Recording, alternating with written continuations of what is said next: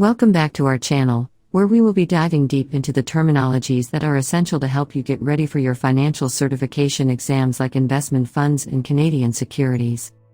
Whether you're gearing up to tackle your exams head-on or just looking to boost your financial vocabulary, you're in the right place. Don't forget to hit that subscribe button and ring the notification bell, so you never miss an update from us. As always, remember to like, comment, and share your thoughts. Now, let's begin. Early redemption fee. An early redemption fee is a charge imposed by a mutual fund when an investor sells or redeems shares of the fund shortly after purchasing them, usually within a specified period like 90 days. This fee is intended to discourage short-term trading and promote long-term investing by penalizing investors who quickly buy and sell shares. The fee helps the fund manage potential costs associated with frequent trading activities that can disrupt the fund's strategy and performance. Earned income. Earned income, as defined by the Canada Revenue Agency, CRA, is the type of income considered for calculating contributions to RRSPs. It encompasses various forms of income, such as wages, salaries, self-employment income, and certain other sources of active income. Investment income and pension income are generally excluded from the earned income category for RRSP calculation purposes. This distinction ensures that RRSP contributions are linked to income generated from active participation in the workforce or business activities.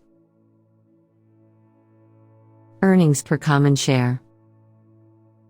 Earnings per common share is a financial ratio that indicates the portion of a company's earnings allocated to each outstanding common share.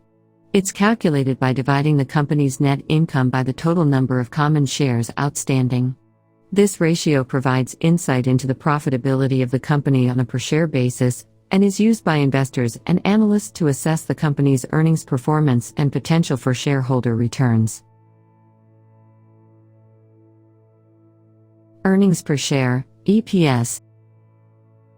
Earnings per share, EPS, is a financial ratio that represents the portion of a company's net income allocated to each individual common share.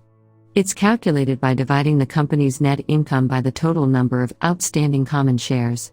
For instance, if a company earns $100 million in total and has 100 million common shares outstanding, the EPS would be $1 per share.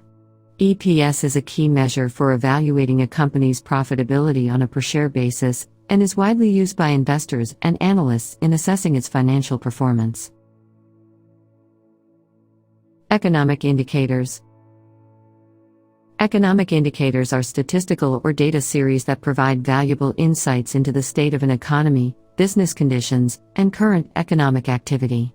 They are used by economists, policymakers, businesses, and investors to gauge the overall health of an economy, make informed decisions, and predict future economic trends. Economic indicators are often categorized into leading, lagging, and coincident indicators based on their timing in relation to economic cycles. Leading indicators offer early signals of future economic changes, lagging indicators confirm trends after they have begun, and coincident indicators move in tandem with the current state of the economy. These indicators include a wide range of data, such as employment figures, GDP growth, consumer spending, and industrial production, among others. Economics. Economics is a social science that focuses on the study of how societies allocate and utilize resources to produce, distribute, and consume goods and services. It seeks to understand the principles, patterns, and behavior of individuals, businesses, and governments in economic decision-making. Economics encompasses various subfields, including microeconomics and macroeconomics. Economies of scale. Economies of scale is an economic concept that describes the phenomenon where the cost per unit of production decreases as the volume of output or production increases. This occurs because fixed costs, which remain constant regardless of production quantity, are spread over a larger number of units. As a result, the average cost per unit decreases, making it more cost-effective to produce larger quantities of goods or services. Efficient frontier. The efficient frontier is a graphical representation of the set of portfolios that offer the highest expected return for a given level of risk or the lowest risk for a given level of expected return. It's a fundamental concept in modern portfolio theory and helps investors understand the trade-off between risk and return in constructing investment portfolios. Portfolios that lie on the efficient frontier are considered optimal because they provide the best possible risk-return trade-off for a given investment universe, allowing investors to make informed decisions based on their risk tolerance and return objectives. Efficient market hypothesis. The efficient market hypothesis, EMH, is a financial theory that asserts that all available information is already incorporated into a stock's price, and therefore, it is impossible to consistently achieve higher returns through the analysis of publicly available information.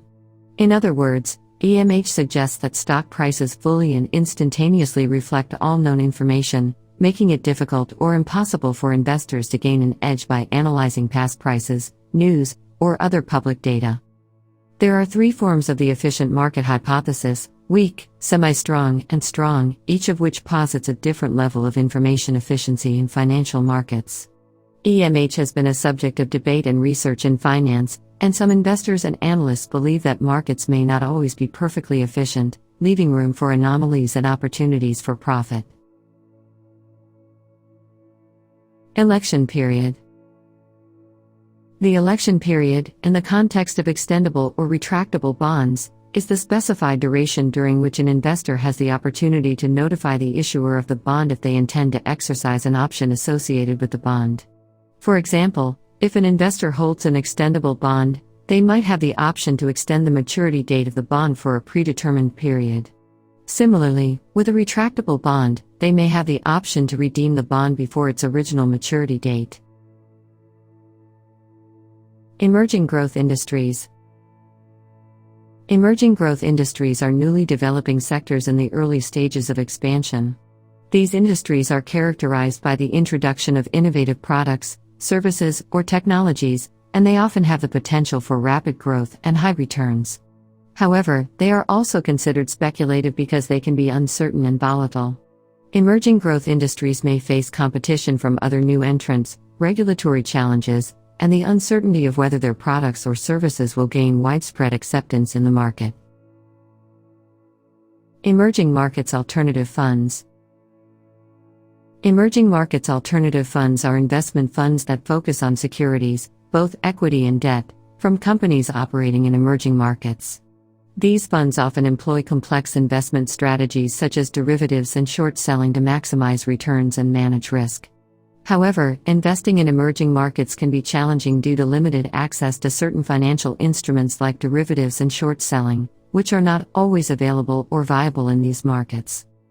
This limitation can lead to increased volatility in the performance of these funds, as they may not always have the tools to effectively hedge against market risks. Investors in emerging markets alternative funds should be prepared for this higher level of risk and potential for significant fluctuations in returns. Equilibrium price. The equilibrium price is the market price at which the quantity of a good or service that consumers are willing to buy, quantity demanded, equals the quantity that producers are willing to sell, quantity supplied. In other words, it's the price point where supply and demand are in balance, and there is neither excess supply nor excess demand. When the market is at equilibrium, there is no tendency for prices to rise or fall, and it represents a point of stability in the market. Changes in supply and demand factors can lead to shifts in the equilibrium price over time. Equipment Trust Certificate. An equipment trust certificate is a type of debt security that was historically utilized to finance rolling stock such as railway boxcars. These certificates were backed by the rolling stock themselves, which served as collateral for the issued debt. As the debt was paid down, the ownership of the rolling stock would revert to the issuer. In more recent times, equipment trust certificates have been used as a financing method for containers used in the offshore industry. This financial instrument is more commonly found in the United States than in Canada. Essentially, equipment trust certificates allow companies to raise funds by using specific equipment or assets as collateral, with the understanding that ownership of the collateral reverts to the issuer as the debt is retired. Equity. Equity refers to an ownership stake in a company, typically represented by shares of its stock. These shares signify a rightful claim on the company's earnings and assets, allowing shareholders to participate in its financial success. Equity is a fundamental concept in corporate finance and investment, offering individuals and institutions the opportunity to become shareholders and potentially benefit from the company's growth and profitability. Equity accounting method. The equity accounting method is a financial reporting approach employed to assess the income generated from a company's investment in another firm, particularly when the investing company wields significant influence over the investee. This allows the investor to report its share of the investee's profits or losses in its own financial statements. It is commonly used when investors hold a substantial ownership stake in the investee, typically between 20% and 50%, but doesn't have full control. Equity accounting ensures that the investor reflects its portion of the investee's financial performance accurately and aligns with the principles of transparency and accountability in financial reporting. Equity-based exchange-traded fund. An equity-based exchange-traded fund, ETF, is a type of commodity ETF that focuses on investments in publicly traded companies engaged in various aspects of the commodity industry. This includes companies involved in exploration, development, processing, or refining of specific commodities. By investing in these companies, the ETF aims to provide investors with exposure to the broader commodity sector without directly holding the physical commodities themselves. This approach allows investors to participate in the potential price movements and performance of commodities by owning shares in companies that play integral roles within these commodity markets. Equity fund. Equity funds are a category of investment funds that are required to allocate at least 90% of their non-cash assets into equity securities, such as stocks or shares of companies.